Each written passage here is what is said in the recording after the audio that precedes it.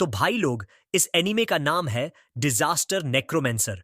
तो बेसिकली इस एनीमे की दुनिया एक आरपीजी गेम के जैसी है, जहां पर बहुत सारे मॉन्स्टर और डेमन्स डंगन से निकलते हैं और मानव जाति को जीवित रहने के लिए उनका सामना करना पड़ता है। शुरुआत में हमें दिखाया जाता है कि सिहाई पहले स्कूल में एक समारोह रखा गया है। उसी स्कूल का प्रिंसिपल समारोह को शुरू करते हुए कहता है कि स्टूडेंट्स, तुम लोगों ने 3 साल पढ़ाई करके अवेकनर्स के बारे में सभी थियोरिटिकल नॉलेज को मास्टर कर लिया है। और वो आगे बोलता है कि आज का दिन खास है, जिसमें तुम सब अपने अपने क्लास को अवेक करेंगे। इतना बोलने के बाद हमें अवेकनिंग फॉर्मेशन दिखाया जाता है। फिर हमें मुख्य पात्र से मिलवाया जाता है, जिसका नाम लिन मोयू है। जैसा मैंने बताया, ये दुनिया एक गेम के साथ इंटीग्रेटेड है और इस गेम में बहुत सारे मॉन्स्टर और अन्य वर्ल्डली क्रिएचर्स रहते हैं। उन सभी क्रिएचर्स को मारने के लिए बहुत सारे लोग एक क्लास प्राप्त करते हैं, जैसे कि कॉम्बैट क्लास, फार्मर क्लास आदि। सबसे प्रसिद्ध क्लास कॉम्बैट क्लास है, फिर सपोर्ट क्लास और लाइफस्टाइल सपोर्ट क्लास। फिर क्लास अवेकनिंग फॉर्मेशन शुरू होता है। गाओ वांग, जो लिन मोयू का क्लासमेट है, उससे पूछता है कि तुम कौन सी क्लास में अवेक करना चाहते हो। फिर वो आगे बोलता है कि वो एक नाइट बनना चाहता है और भाई ये बंदा अपने फिगर से कुछ ज्यादा ही ऑब्सेस्ड है। वापस से गाओ वांग बोलता है कि तुम्हारा और शिया शुए का तो स्कोर बहुत अच्छा है, तो शायद तुम एक अच्छी क्लास में अवेक करोगे। फिर बाकी सब वांग की बातें सुनकर उसे बोलते हैं कि तुम उस अक्कड़ू से क्यों बात कर रहे हो, वो तुम्हारा रिप्लाई नहीं देगा। और एक दूसरा बंदा बोलता है कि वो कोई ट्रैश क्लास ही अवेक करेगा, जिसके जवाब में वांग बोलता है कि उसके बारे में ऐसा क्यों बोल रहे हो तुम लोग, शायद उसे बात करना पसंद न हो। फिर स्कूल का प्रिंसिपल फॉर्मेशन मास्टर जांग कियान को स्वागत करता है। उसके बाद प्रिंसिपल बोलता है कि जिस किसी भी स्टूडेंट का नाम लिया जाए वो स्टेज पर आ जाए।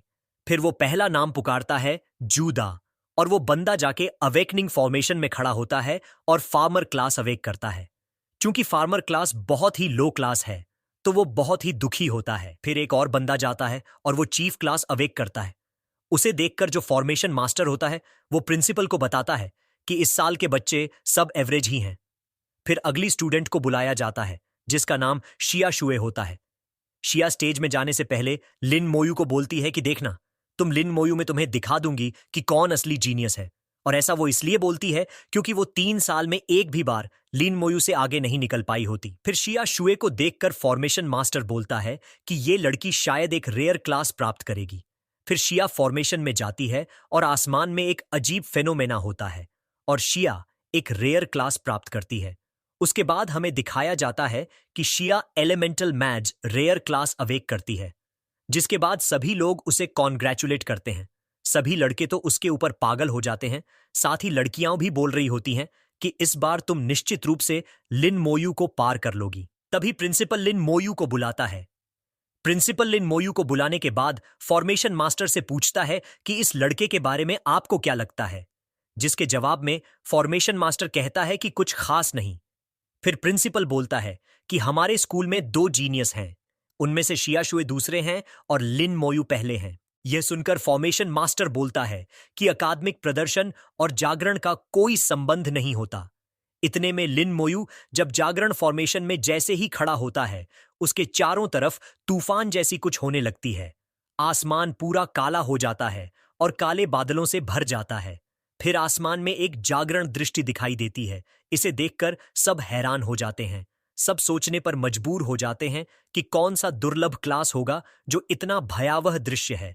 फिर हमें शिया शुए का रिएक्शन दिखाया जाता है, जो कह रही होती है कि मैं तुमसे इस बार नहीं हारूंगी। लेकिन वो फिर से सोचती है कि उसके दृष्टि से लिन मोयू का दृष्टि बहुत बड़ा है। तभी एक लड़का बोलता है कि बादलों में कुछ हलचल हो रही है। उसके बाद और एक लड़का बोलता है कि बादल पूरी तरह से कंकाल से भरा हुआ है और वो बहुत डर जाता है।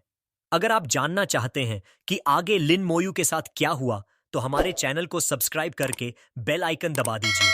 अगला भाग बहुत ही जल्दी देखने को मिलेगा।